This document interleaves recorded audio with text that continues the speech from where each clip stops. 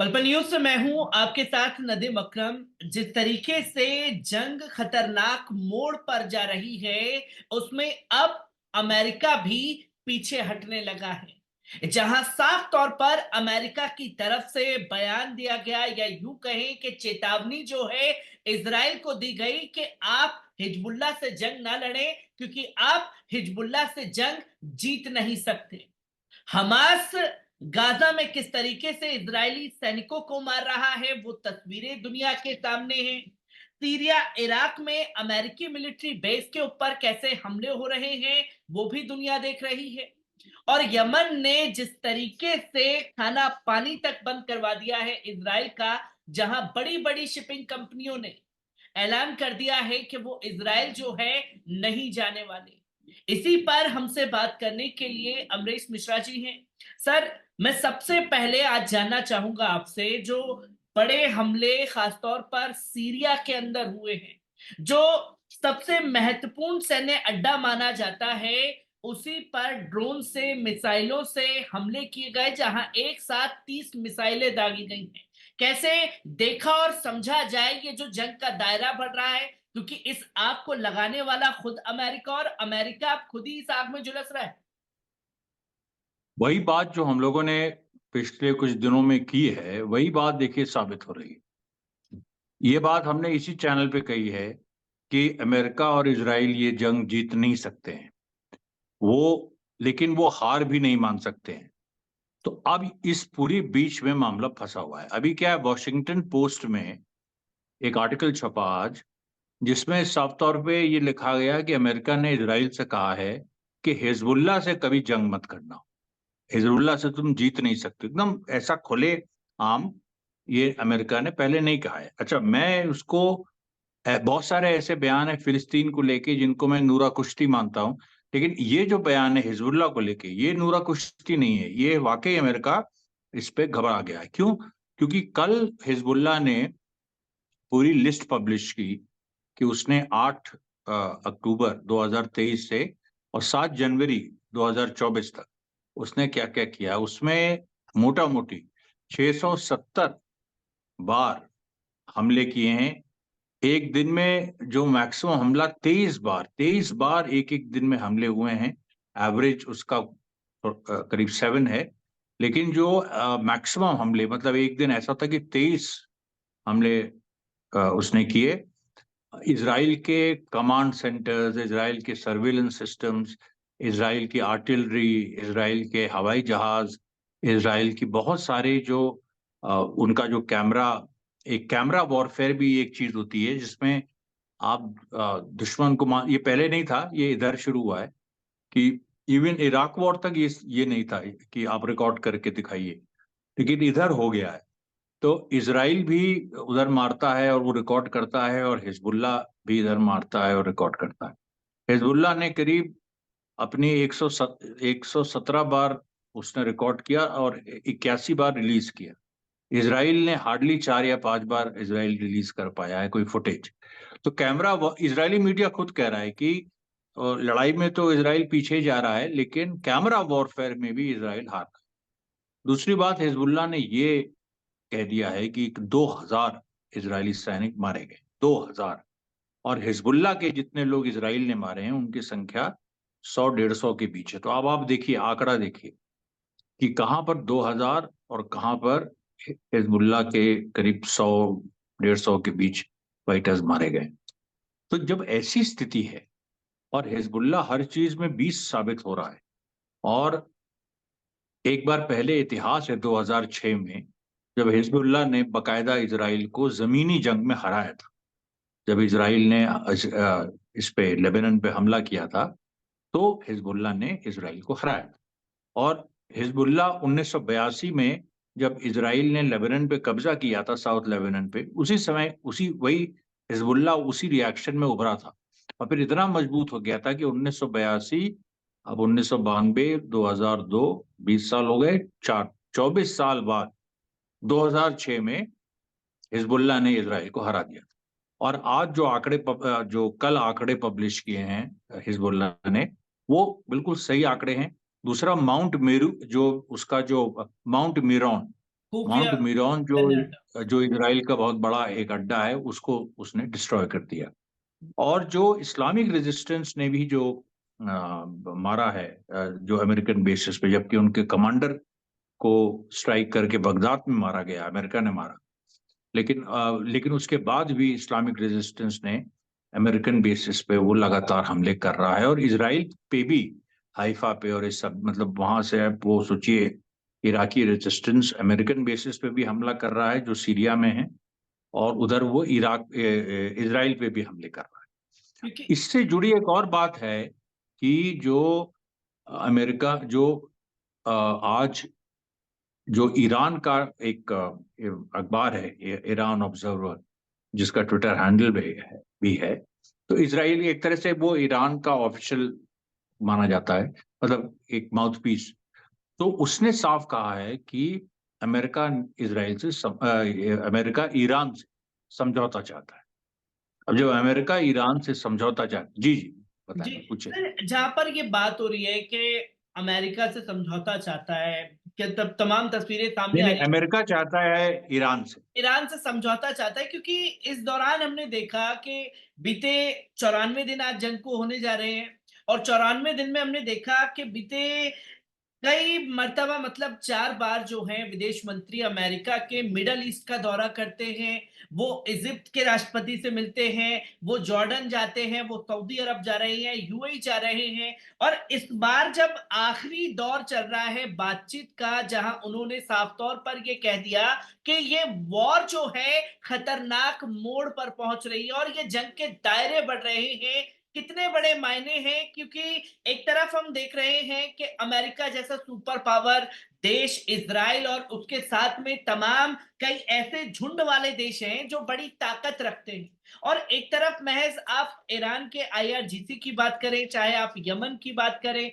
चाहे आप हमास की बात करें, हिजबुल्लाह की बात करें, या इस्लामिक रेजिस्टेंस सीरिया इराक में, एक छोटे छोटे संगठन ने जो बड़ी दिलेरी से वॉर किया है, इस वॉर को अमेरिका क्यों नहीं बचा पा रहा है अभी तक, और इन हमलों को क्यों नहीं इस, बचा पा रहा है? नहीं, इसलिए नहीं बचा पा रहा है क्योंकि अल्टीमेटली वियतनाम में भी अमेरिका हारा था ना। वियतनाम अमेरिका के सामने क्या था? अमेरिका सुपर पावर था, उसने करीब लाखों वियतनामीज को मार दिया, लेकिन 58,000 अमेरिकन भी मारे गए। और एक ऐसी, उस समय देखिए सोशल मीडिया नहीं था, लेकिन टेलीविजन नया नया था। तो अभी अगर ये जो गाजा की लड़ाई है 2023-2024 की, if this is the first war which is being fought on social media, वो जो वियतनाम की लड़ाई थी was the first war which was fought on the television media. उस समय टेलीविजन नया नया हर घर में पहुंच गया था अमेरिका में, दुनिया में नहीं, अमेरिका में। तो अमेरिका में जब जो लड़ाई के सीन्स हैं अमेरिकन खुद ही दिखाते थे, और वहां से जब ये हुआ कि अमेरिकन मारे जा रहे हैं और बॉडी बैग्स वापस आ रहे हैं, वो तो आप छुपा नहीं सकते, इसराइल की तरह अमेरिका तो छुपा नहीं सकता। तो उसमें तो अमेरिकन फैमिलीज ने जो अपने बच्चे भेजे थे, जब वो, जिसको बॉडी बैग्स कहते हैं, कि मतलब जब वो कफन में वापस आ रहे और भारी मात्रा में वापस आने लगे। जैसे मैंने कहा 58,000 लोग मारे गए 10 साल में अमेरिका में, क्योंकि अमेरिका के लिए बहुत बड़ी बात है। तो वो उससे क्या हुआ कि पब्लिक परसेप्शन चेंज हो गया और पब्लिक अमेरिका की खिलाफ हो गई युद्ध। और उसके बाद बड़े बड़े आंदोलन हुए अमेरिका में कि युद्ध खत्म हो, वियतनाम वॉर। और वो वियतनाम की मॉरल, एक तरह से मॉरल और पॉलिटिकल विक्ट्री थी।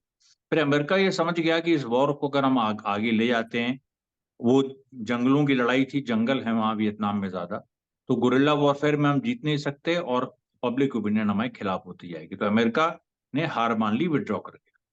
अब जो तालिबान जो अफगानिस्तान में भी यही हुआ कि पहाड़ों की लड़ाई में अमेरिका जीत नहीं पाया और उसने अल्टीमेटली विड्रॉ कर लिया। अब यहाँ जो गाजा में जो अमेरिका ने सोचा था इसराइल को आगे करके, और इसराइल पे उसको भरोसा था कि इसराइल की इतनी एक्सपर्टीज है, इसराइल मतलब 70 लाख का देश है, गाजा में 20 लाख लोग हैं, वेस्ट बैंक में 30 लाख लोग हैं। वेस्ट बैंक वैसे भी हमास के कंट्रोल में नहीं है, पैलेस्टीन अथॉरिटी के कंट्रोल में है। तो हमास में तो 20 लाख लोग हैं, उनमें से मार पीट के इनको इनको बंद कर देंगे, हमास को सरेंडर करना पड़ेगा, हमास आइसोलेटेड है। लेकिन ऐसा हुआ नहीं। हुआ ये कि हमास के साथ सारे फिलिस्तीनी जो रेजिस्टेंस फैक्शन हैं सब खड़े हो गए। और जो 7 अक्टूबर का हमला था वो उसको मेरे ख्याल से अमेरिका और इज़राइल ने गलत तरह से आँका। उन्होंने सोचा कि ये एक हमला आवेश में किया गया है और हमास ने इसको किया है और इसको हमास को हम जाके घुस के वहाँ खत्म कर देंगे। लेकिन वो इतना सोचा-समझा और 10 साल की पूरी तैयारी के साथ किया गया है, ये लोग नहीं समझ पाए। मुझे बड़ा आश्चर्य हो रहा है कि जब मैं समझ रहा हूँ इस चीज़ को, तो ये भी नहीं समझ रहे। लेकिन फिर दूसरी तरफ मुझे ये भी लगता है, जो पिछली बार भी हमने बात की थी कि इस समय जो पता नहीं क्या हो जाता है लोगों को, जब थोड़ा-सा उनको लाइमलाइट मिलता है, जो बड़े नाम हैं टीवी के, इंडिया के, तो उनको तो छोड़ ही दीजिए, जो जो गोदी मीडिया है। लेकिन जो सो कॉल्ड अल्टरनेटिव मीडिया, उनको ज़रा-सा थोड़ा नाम मिल गया, अब जैसे वायर के एडिटर हैं सिद्धार्थ वरदराजन, या सत्य डॉट कॉम के आशुतोष हैं, या ये अब अजीत अंजुम टाइप लोग हैं। अब इन लोगों को इतना, मतलब छोटा-सा आपको मिल गया, तो आपको इतना आप वो हो गए कि आपको ज़मीन की सच्चाई नहीं दिखाई पड़ी, या फिर आपको कहीं से पैसा आ रहा है। और कोई तरीका नहीं। जो चीज़ मतलब जो मैं आश्चर्य कर रहा था पहले कि अमेरिका और इज़राइल उस बात को नहीं समझ पाए, जो मैं समझ रहा हूँ। उसी तरह से हमको आश्चर्य हो रहा है कि बाकी लोग भी जब ये लड़ाई शुरू हुई तो यही था कि मार-पीट के इज़राइल खत्म कर देगा, और हिंदुस्तान में भी सभी लोग यही मानते थे। आज भी कोई एक आदमी, लिबरल भी, मुस्लिम में भी कोई एक आदमी नहीं है जो ये खड़ा होके कह सके कि इज़राइल जंग हार गया है और अपनी जनता को बस नहीं बता रहा है। इस चीज़ को सबसे पहले मैंने कहा और हमेशा मैं आज तक उस पे बना रहा हूँ। उस समय भी लोग कह रहे थे कि अरे ये क्या बोल रहे हैं, इनका तो दिमाग खराब हो गया है और ये तो एक वो, लेकिन मैं ज़मीनी सच्चाई जानता हूँ। मैं मिडल ईस्ट में रह चुका हूँ। मैंने वहाँ के लोगों के बीच समय बिताया है और वहाँ पर, अब मैं सारे सूत्र तो नहीं अपने खोल सकता, लेकिन वहाँ पर हमको वहाँ ज़मीन की खबरें हमको आती हैं। जी, हमने फिलिस्तीनियों के साथ इंटरैक्शन किया है। मैं जानता हूँ उन लोगों को। क्योंकि कि वो लोग किस जज़्बे से और किस संगठित तरीके से लड़ रहे हैं। इसलिए मैं पहले दिन से कह रहा था कि इज़राइल, देखिए ये सब चीज़ें जुड़ी हुई हैं। इज़राइल हमास से नहीं जीत पाया। जब इज़राइल हमास से नहीं जीत पाया, उधर हिज़्बुल्लाह ने फ्रंट खोल दिया। तो 2 फ्रंट पे इज़राइल पिसने लगा और इज़राइल डींगे हाँक रहा था कि हम हमास को भी खत्म कर देंगे, हिज़्बुल्लाह को भी खत्म कर देंगे, लेबनान को भी बॉम्ब कर देंगे, ये कर देंगे, वो कर देंगे, और आज की स्थिति ये है कि अमेरिका को कहना पड़ रहा है, जब अमेरिका को नुकसान हो रहा है। अमेरिका जानता है कि अगली उसके जो युद्धपोत लाल सागर पे हैं, जो यमन को रोकने का प्रयास कर रहे हैं, उन्होंने 10 यमनियों को मारा भी, लेकिन यमन रुका नहीं। अगला अटैक अमेरिका पे होगा, अमेरिका के वॉरशिप पे होगा, जो वहाँ हैं, जो लाल सागर में हैं। गेबून एक है, एक आइज़नहावर है, इस तरह से जो 3 शायद वॉरशिप है वहाँ, और ईरान की वॉरशिप भी वहाँ पहुँच गई हैं। तो अमेरिका को ये लग रहा है कि अगर हमारी एक वॉरशिप मार दी गई, तो क्या होगा? अमेरिका क्या युद्ध डिक्लेयर करेगा 4 देशों के खिलाफ? इस स्थिति में ही नहीं है वो। जी, अभी वहाँ इलेक्शन है इस साल, और पूरा एक, मतलब अमेरिका तो अफ़ोर्ड ही नहीं कर सकता। दूसरी बात कि जो अमेरिका को ये लग रहा है कि जो उसके इराक और सीरिया में बेसेस हैं, उसमें जो 20,000 सैनिक हैं और अलग-अलग बिखरे हुए हैं, ये भी नहीं कि साथ हैं, उनको अगर घेर के इराकियों ने मार दिया या उनके ऊपर हमले कर दिए, उसमें 100 भी मर गए, जबकि अभी कई घायल हो चुके हैं, अभी तक रिपोर्ट।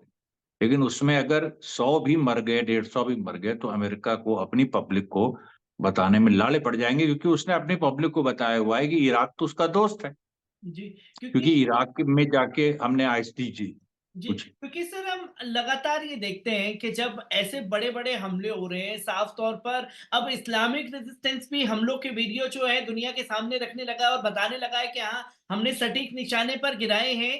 पर कभी भी अमेरिका और इज़राइल जो है अपने सैनिकों के मरने की संख्या नहीं बता पाता। जब इतना बड़ा हमला होता है तो ये बता दिया गया, अब तक 156 से ज़्यादा हमले जो हैं इस्लामिक रेजिस्टेंस की तरफ से हो चुके हैं। पर फिर भी अभी तक एक भी अमेरिकन सैनिक जो है मरा नहीं है, सबके सब घायल बताए जाते हैं। क्या ये बड़ा फेलियर इसके पीछे अपना छुपा रहे हैं?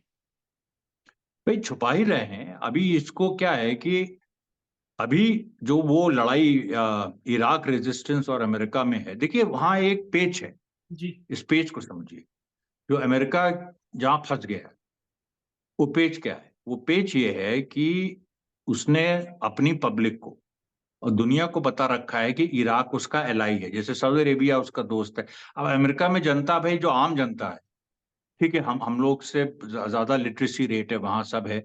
लेकिन आम जनता को ये सब नहीं समझ में ज़्यादा आता कि क्या उसको ये ब्रॉडली पता है कि इराक तो एक तरह से सद्दाम हुसैन को हटाया वहां अमेरिका ने, फिर अभी जो रिजीम है वो अमेरिका फ्रेंडली रिजीम है, लेकिन रियलिटी ये नहीं है। इराक की रिजीम तो अमेरिका के मुकाबले ईरान से ज्यादा करीब है।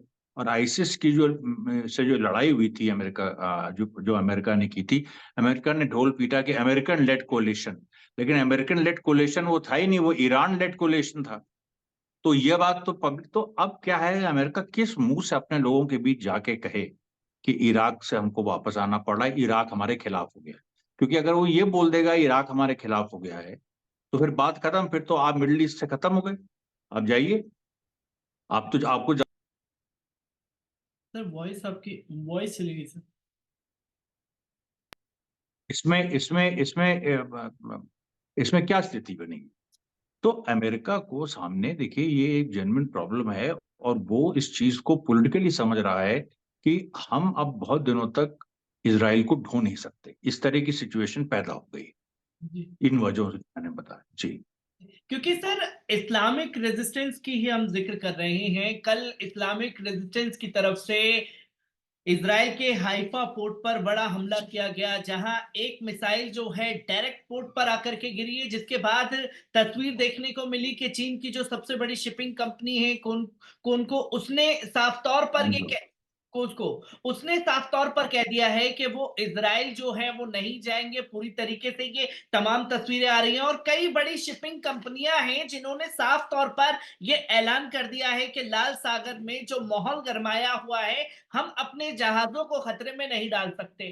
तो हम ये समझ रहे हैं कि गाजा में जिस तरीके से हुक्का पानी बंद किया गया गाजा के लोगों का शुरुआती जंग के दौरान, और फिर ये तस्वीर सामने आई, क्योंकि ये माना जाए कि अब दुनिया भर के लोग ही अब जाने से बच रहे हैं और दाना पानी जो है वो बंद हो रहा है इसराइल का। दाना पानी के देखिए, इसराइल का दाना पानी बंद होने की जरूरत है। इसराइल जो है फिलिस्तीन के मुकाबले 5 गुना बड़ी इकॉनमी है। वहां के पर कैपिटा इनकम $44,000 है, फिलिस्तीन की 2,000 $2,500 है। इसराइल का हुक्का पानी बंद क्या है? इसराइल को जरा सा आर्थिक नुकसान इसराइल झेल नहीं सकता। उसमें बड़े बड़े जो पूंजीपति हैं उसके, वो जरा सा आर्थिक नुकसान नहीं झेल सकते हैं। हुक्का पानी बंद करने की जरूरत ही इसराइल की नहीं। इसराइल के जहां जैसे शिपिंग मैग्नेट्स जो हैं वो इसराइल के बड़े बड़े, उनकी शिपों पे हमला हुआ है, वो अपनी शिप्स को वहां ले नहीं जा पा रहे हैं। इसराइल की बिजनेस जो है वो हर्ट हुई है। जो हथियारों का पूरा कारोबार इसराइल का था उसको नुकसान पहुंचा है। उसको उसका बॉयकॉट शुरू हो गया है। तमाम देशों ने उसके हथियार लेने को मना कर दिए हैं। और आर्म्स इंडस्ट्री इसराइल की इकोनॉमी का बैकबोन है। अमेरिकन इकोनॉमी का भी बैकबोन आर्म्स इंडस्ट्री। वहां ज्यादा और कुछ नहीं होता है। अमेरिका का तो की तो सारी फैक्ट्रीज बाहर लगी हैं, अमेरिका के बाहर। अंदर अमेरिका के केवल हथियारों की फैक्ट्री। और इसराइल की भी यही स्थिति है। तो इसराइल और अमेरिका के हथियारों की फैक्ट्रियां अगर उन पे नुकसान अभी से उनको लग रहा है कि भाई आने वाले दिनों में ये बहुत नुकसान होगा अगर ये युद्ध चला, कोई बेइज्जती हो रही है ना। सब लोग देख रहे हैं कि हमास मेड इन पैलेस्टीन अपने सुरंगों में जो उन्होंने हथियार बनाए हैं वो इसराइल के हाईटेक हथियारों पे भारी पड़ रहे हैं। दुनिया देख रही है ना। तो कल को इसराइल से हथियार कौन खरीदेगा? भारत भी खरीदता है, नंबर 2 पे भारत है। अभी अलग बात है कि उसमें कुछ ना कुछ सबका इंटरेस्ट जुड़ा है तो वो चलता रहेगा, लेकिन ऐसा हमेशा नहीं होगा।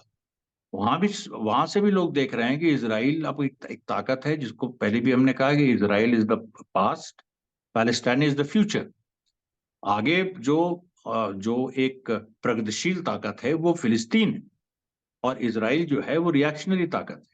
वो पीछे, मतलब उसका वो अब इतिहास का, अब ये 21st सेंचुरी में उस तरह का सेटलर कॉलोनियलिज्म जो है या उस तरह के औपनिवेशिक बोझ के आप लोगों को डिस्प्लेस करके खुद अपने लोगों को बसा दीजिए, ये सब 500 साल पहले हुआ करता था, अब संभव नहीं है। तो ये चीज जो है बहुत ये अमेरिका भी समझ रहा है, लेकिन अमेरिका को अपने एक आर्थिक हित के लिए और अपनी इन्वेस्टमेंट्स के बचाने के लिए इसराइल का साथ देना पड़ा। लेकिन इसराइल का साथ वो अब इस कीमत पे नहीं दे सकता है ना कि सब जगह से उसको उसका अमेरिका आइसोलेट हो रहा है। तो क्या करे? तो वो वाली एक सिचुएशन पैदा हो गई। और जी। ये सिचुएशन फिर मैं कह रहा हूं कि क्रांतिकारी ताकतों ने इनकलाबी ताकतों ने जमीन पे पैदा की, सबसे पहले गाजा की जमीन पे। और गाजा की जमीन जो कि केवल जैसे मैं हमेशा कहता हूँ साउथ दिल्ली के बराबर छोटा सा एक जगह जहाँ 20 लाख लोग रहते हैं। दिल्ली की पॉपुलेशन 2 करोड़ है। अगर पूरे दिल्ली को देखें तो एक छोटा ही हिस्सा दिल्ली का हुआ गाजा। तो सोच लीजिए उसने सुपर पावर को झुका दिया है। ये सच्चाई है और ये हमास के विचार की जीत है, हमास के हथियारों की जीत। सर हम लगातार देख रहे हैं जब ताबड़तोड़ हमले अमेरिकी मिलिट्री बेस के ऊपर शुरू हो गए हैं जहां सबसे ज्यादा हथियार रखे हुए हैं रमलेन सीरिया में, उस जगह पर हमले जो हैं तेज कर दिए गए हैं इस्लामिक रेजिस्टेंस की तरफ से। तो क्या ये माना जाए कि दुनिया भर में अशांति फैलाने वाला अमेरिका अब शांति चाहता है? यही स्थिति आ गई है कि दुनिया भर में अशांति फैलाने वाला अमेरिका अब शांति ने अपने घुटनों पे आ गया। अमेरिका घुटनों पे आ गया है, कल को नाक भी रगड़ेगा क्योंकि उसके पास अब कोई ऑप्शन नहीं है। और ये ऐसी स्थिति, और फिलिस्तीनियों ने साफ तौर पे कह दिया है इजराइल से कि तो, और उनके जो पैलेस्टीनियन अथॉरिटी वगैरह है, उसके जो गद्दार महमूद अब्बास हैं, उनसे कोई अब जनता भी उनको पसंद नहीं करती। वेस्ट बैंक में भी लोग हथियार उठ के खड़े हो गए। इसराइल को ये बहुत बड़ा गुमान था कि हम केवल गाजा में हमास से लड़ेंगे, वेस्ट बैंक में तो हमारा अपना आदमी बैठा है। लेकिन ऐसा हुआ नहीं। अब वेस्ट बैंक में भी लोग आर्म्ड स्ट्रगल में उठ गए। और पहले तो इसराइल का ये रुख था कि अमेरिका की एक बात नहीं सुननी, लेकिन अभी देखिए ब्लिंकन को जो भेजा है लेटेस्ट अमेरिका ने मिडल ईस्ट में, वो और कोई वो ऐसे ही है कि मतलब सऊदी अरेबिया भी जाएंगे, ये यूएई भी जाएंगे। असली में वो इसराइल को ये बताने के लिए, वॉशिंगटन पोस्ट की रिपोर्ट भी यही कहती है, ये बताने के लिए है कि तुम हिजबुल्लाह से दूसरा फ्रंट मत खोलो। और अल्टीमेटली भाई जब तक तुम लड़ सकते हो लड़ो, नहीं तो यहाँ से भी तुम्हें गाजा से भी पीछे हटना पड़ेगा। आज की खबर मैं बता रहा हूँ गाजा से, कई कि वैसे भी इसराइल ने अपनी सेना विड्रॉ कर ली काफी, और अभी जो है वो मारी जा रही है, तो उसके लोग भाग रहे हैं क्योंकि वो ज्यादातर ट्रेंड नहीं है। कई तो महिला सैनिकों को, कभी भी जो इसराइल के पास 5 एलीट ब्रिगेड्स हैं, वो महिला ब्रिगेड्स नहीं है, लेकिन महिलाएं वहां पर सर्व करती हैं इसराइली आर्मी में, लेकिन उनको कभी इतना फ्रंट पे नहीं रखा जाता। अभी उनको फ्रंट पे आप भेज रहे हैं, वो मारी जा रही हैं। तो ये तो देखिए एक स्थिति विस्फोटक, इसराइल के अंदर उसकी अंदरूनी पॉलिटिक्स की बहुत विस्फोटक स्थिति बन रही है। तो क्या सर ये समझा जाए जिस तरीके से बड़े खुलासे आपके जरिए हो रहे हैं, एक तरफ गाजा के अंदर जो नरसंहार हो रहा है वो तो दुनिया के सामने है कि इजरायली नरसंहार कर रहे हैं, और जो इजरायली सैनिक जो नए कवर हैं उन्हें हमास के मुजाहिदीनों के सामने भेजा जा रहा है लड़ने के लिए। तो इस मौतों का जिम्मेदार भी जो इजराइल में नरसंहार हो रहा है उसका भी इजरायली है। वो तो है ही। और इसराइल में तो इस पे आंदोलन चल रहा है। इसराइल में तो नेतन्याहू के खिलाफ कि नेतन्याहू को हटाया जाए, इस पे बकायदा ओपिनियन पोल्स आए हैं कि अगर आज इलेक्शन हो जाए तो नेतन्याहू की जो लिक्विड पार्टी है, जो मतलब बीजेपी की तरह है, वहां की इसराइल की बीजेपी है, वो 19 सीट पे आ जाएगी। 120 मेंबर की वहां पार्लियामेंट है, छोटा 70 लाख का देश है। तो वहां वो आ जाएगी 19 सीटों पे, बल्कि कुछ जगह तो 16 सीटों पे।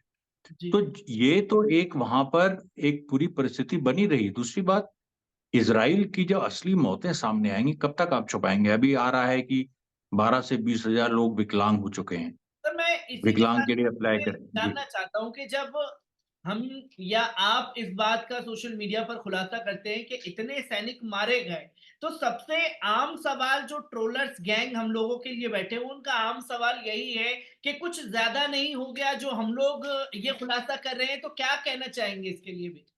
ये खुलासा तो इजराइल की एजेंसी ने किया है ना, ये तो हमने तो नहीं किया है। ये खुलासा तो इजराइल का मीडिया कह रहा है। अब उन ट्रोलर्स को अगर हिब्रू नहीं आती, या उनके पास जबकि अगर वो बीजेपी आईटी सेल के लोग हैं तो संसाधनों की कोई कमी उनको नहीं है। और वैसे भी जो बाकी चैनल्स हैं, ये जैसे मैं बता रहा हूँ यूट्यूब वगैरह के, जो मैंने नाम भी लिए, तो उनके पास भी संसाधनों की कमी तो नहीं है। वो अपना पता लगा लेना, एक ट्रांसलेटर रख लें हिब्रू का, सत्यहिंदी.com वाले मतलब रख लें, और वहां से वो पता लगा लें।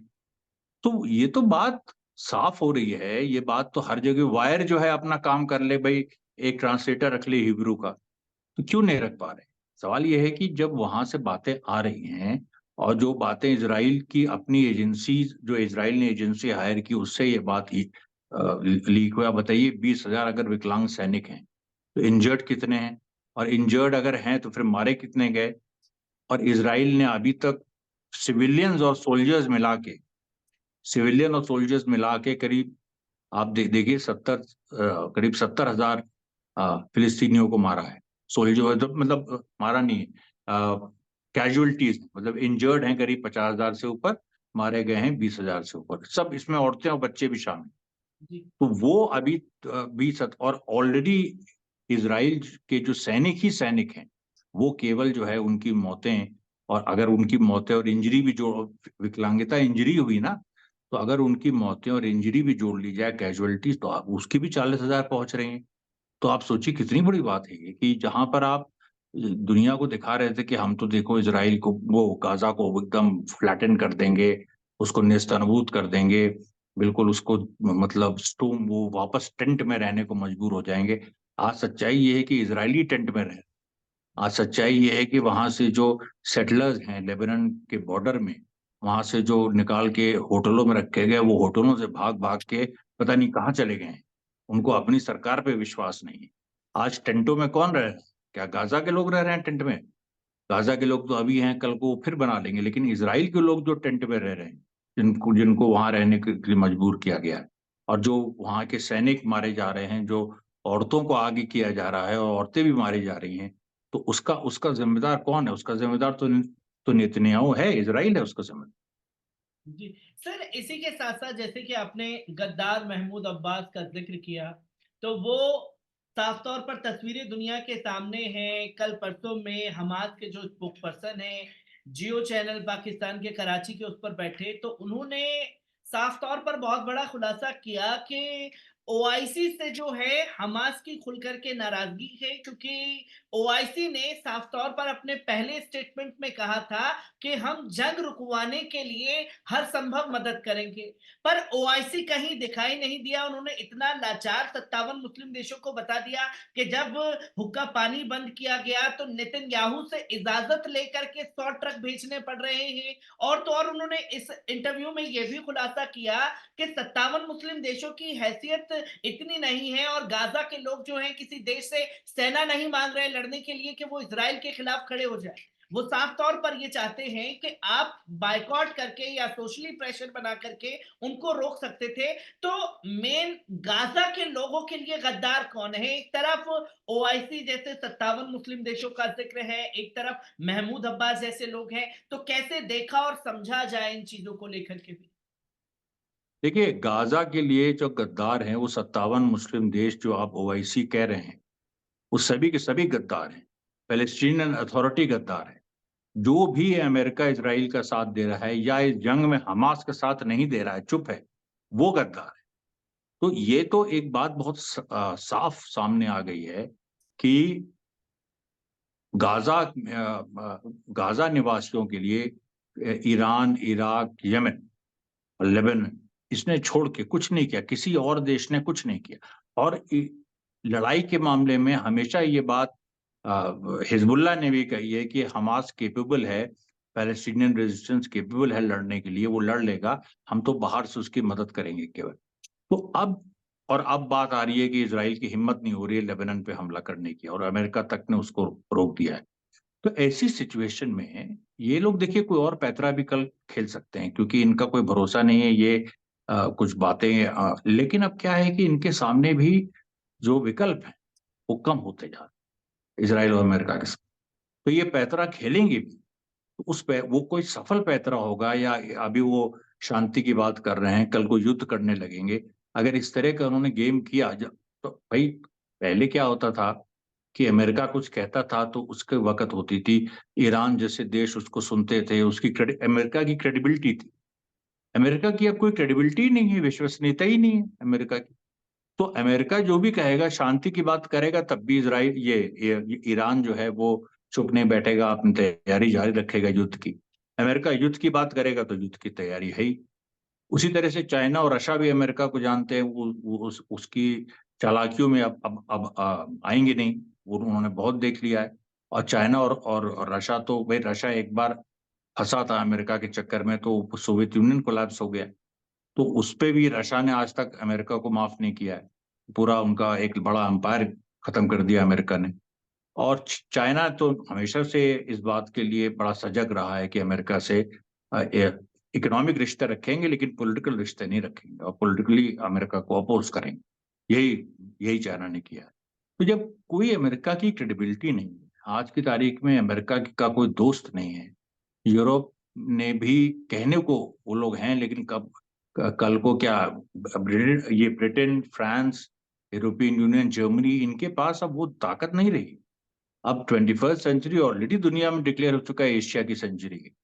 तो एशिया की सेंचुरी है, तो एशिया का जो वैनगार्ड है वो तो फिलिस्तीन है ना। जहां से जाके एशिया, मतलब आप देखिए फिलिस्तीन से लेके और टर्की तक, फिर उसके बाद यूरोप शुरू होता है।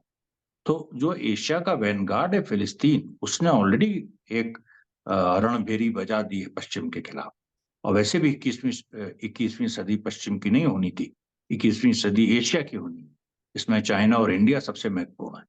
तो कहने का मेरा मतलब ये है कि देखिए, ये बात बहुत साफ है कि ये एक लड़ाई है जिसमें कहीं ना कहीं ये ईस्ट और वेस्ट, नॉर्थ और साउथ की लड़ाई हो गई है।